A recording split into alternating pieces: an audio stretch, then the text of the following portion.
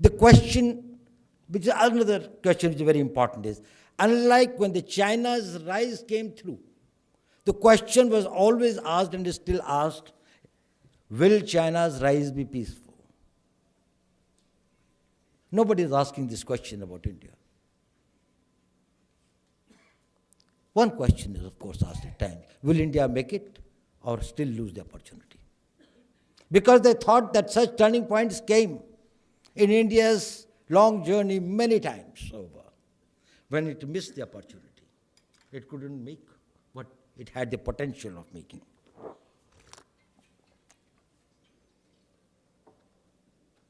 And why do they think that India this time can make it? What is this entire mood of euphoria? Why the world is so much upbeat? Of course, one of our biggest strengths is our stable, democratic, constitutional polity. Our open, pluralistic society governed by the rule of law. But what has added more to that is our emerging as the fastest growing major economy. Our demography, our youth bulge, India is going to continue to remain the youngest nation of the world till 2065. So we've got a long time when the world will be having its major workforce and the youth power coming from this country. But the most important thing has been the dynamic leadership that Indian polity has been able to throw up.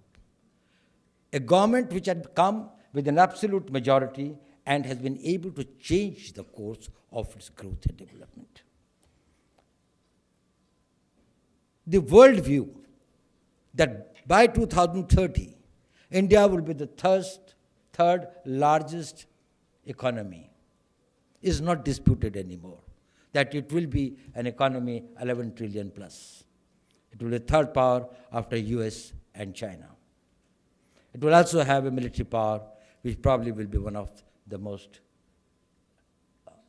capable military power which will be able to bring about the stability not only in the region but beyond. It's also felt that its technological prowess would be something that would be able to contribute substantially in the new and the niche areas of technology, may it be space, may it be cyber, may it be nanotechnologies, may it be more advanced technologies. But are Indians also as much excited about it? Do you see the mood? I was just trying to see that how many of the articles have been written about what India would look like in 2030. And I found that most of it is from the foreign origin. Some of them have copied, cut and paste here, doing a very poor job of it, but no original thinking has taken place in India. We don't have the mindset where we think long-term, strategic. Probably we lack confidence. We think that it's all very uncertain. It's all gas. It doesn't happen. And I was wondering, why is it? Why is this mindset of the Indians? And one of the explanations was this, that it is the inertia of the long years of slavery, bondage, subjugation. You live in the present. You live for today. Survival is my problem. Will I exist? And therefore, to me, something which is too remote is something very fearful, something very apprehensive. I am not too confident whether I'll be able to do that. Let me take care of my today. Probably tomorrow will take care of itself. So one is that the historical region. The explanation was this, that Indians are very individualistic. That's a psychological reason. That psychologically you think about yourself. And a vision always includes something which is collective. Something that you think beyond your own self. You think about your neighbor, you think about your street, you think about your country, you think about your community, you think about the society. And you say that, well, I've got hardly time, resources, and capabilities to look and take care of my own self. Well, who cares for the rest?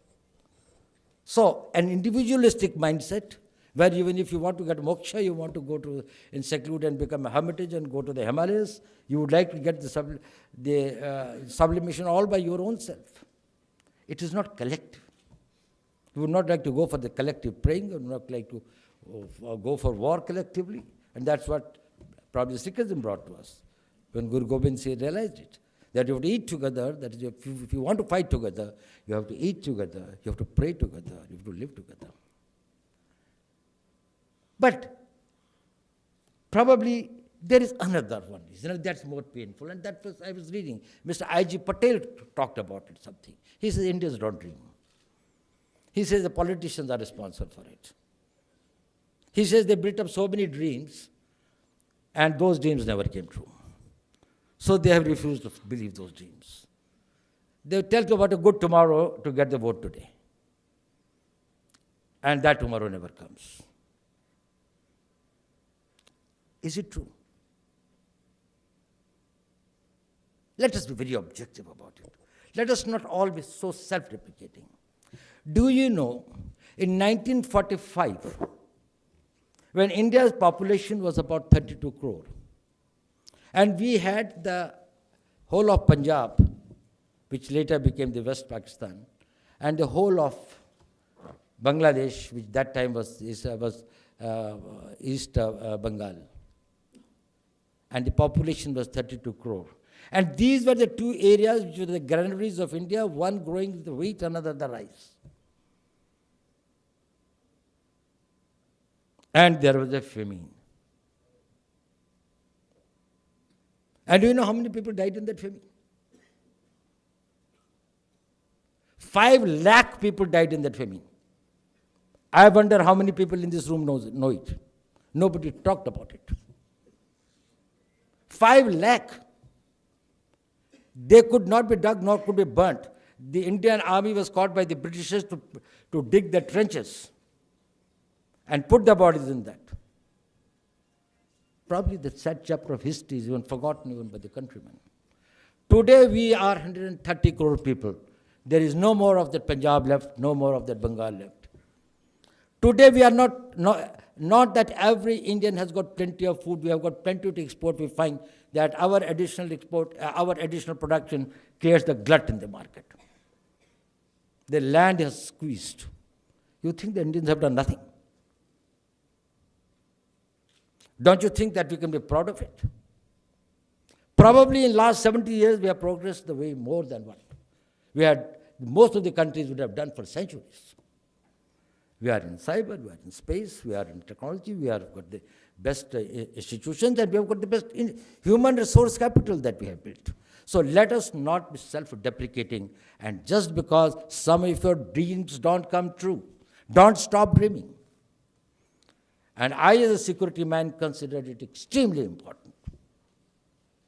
Because when your dreams start coming true, or when you stop dreaming, your will gets eroded. And when the nation's will gets eroded, it can never become a power. No army can fight whose will has been destroyed.